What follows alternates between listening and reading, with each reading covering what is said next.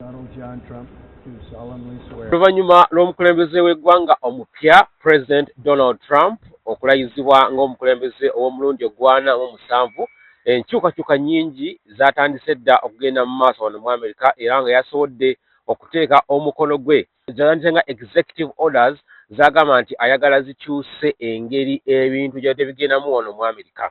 Ekimu ku bintu byasoose okukola yaggyeewo kye yagambye nti obutuuze obadde buweebwa buli mwana yenna azaalibwa kuno ku Amerika newankubadde abazadde be nga si batuuze ba Amerika. Emabegako abantu abadde asobola okuwulira ennyonyi najja mu Amerika ng'ali lubuto ng'ayagala kuzaalira wano, so that omwana we afuna obutuuze bwa Amerika. Era ekyo ne mu ssemateeka ya Amerika mwekiri kiwandiikiddwamu, naye ye omukulembeze omupya Donald Trump agambye nti kino agenda kukiggyawo. Amasaza mangi gavuddeyo ogezaako okuwakanya ekintu kino, already baanze okuteekayo emisango nga bawakanya nga bagamba nti omukulembeze eggwanga talina lukusa oba talina buyinza kukyusa ssemateeka ng'akozesa just ekiwandiiko okulemesa buli mwana azaalibwa. Kitegeeza nti buli mwana azaalibwa kati aba nga talina gavumenti buyambi bweyogera mumuwa, ng'omuzadde amuzadde olina okumulabirira, omusasulire insurance n'ebisingawo Amerika yebadde ekolera abaana bano abazaalibwa kuno. Ebintu bingi nnyo byayogeddeko ebirala. Yejeereza abantu be 1,500 abazza emisango mu mwaka gwa 2021 abaali beekalakaasa nga bagamba nti bawakanya okuwangulwa kw'akalulu aka Donald Trump nga Joe Biden ke yamuwangula, era abamu ku bo bagenda kuba nga ne mu makomera gye babadde nga bagenda kuba baggyibwayo. Ataddewo n'ekirala kyagambye nti buli muntu yenna nga wayingira mu Amerika ng'okozesa obukujjukujju ate bwe wajja wano n'otasobola kufayiringa gyewandise nga asylum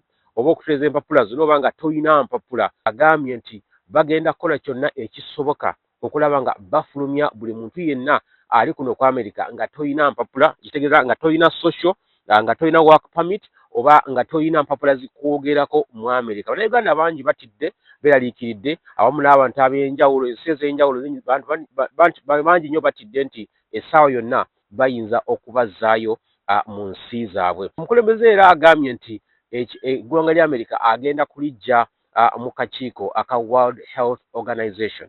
Kinajjukirwa nti eggwanga lya Amerika lino lyerimu ku nsi ezisinga okuteeka ssente ennyingi ennyo mu kitongole kino ekya UN oba ekya World Health Organization. Ye omukulembeze agambye nti talaba lwaki bongera okuteeka ssente mu World Health Organization ate nga Amerika yennyini abantu baayo beetaaga obuyambi. So agambye agenda kugiggyayo. Ekirala kyagambye TikTok agezezzaako eyali yaggaddwawo mu Amerika nga yavaawo kubanga Amerika yeegamba nti TikTok eggwanga erya China liyinamu omugabo ogw'amaanyi era nga bagamba nti osanga eggwanga erya China likozesa TikTok okubeera nga liketta Amerika. TikTok agiwadde ennaku 72 okulaba nga etunda ebitundu 5 ku 100 eri Omumerika, oba sekyo ennaku 72 we ziggwako nga tebannaba kikola agenda kubaggalawo. So naye nga amateeka mangi agagenda okuteekebwa mu nkola jjo lukalokka oba okulwokubiri lukalokka baataddewo amateeka nga 100 malala ge yasayinize amalamba, naye tusuubira nti wiiki w'enaggweerako ajja kwamya ebyayongedde okuteekako omukono ku mateeka amalala.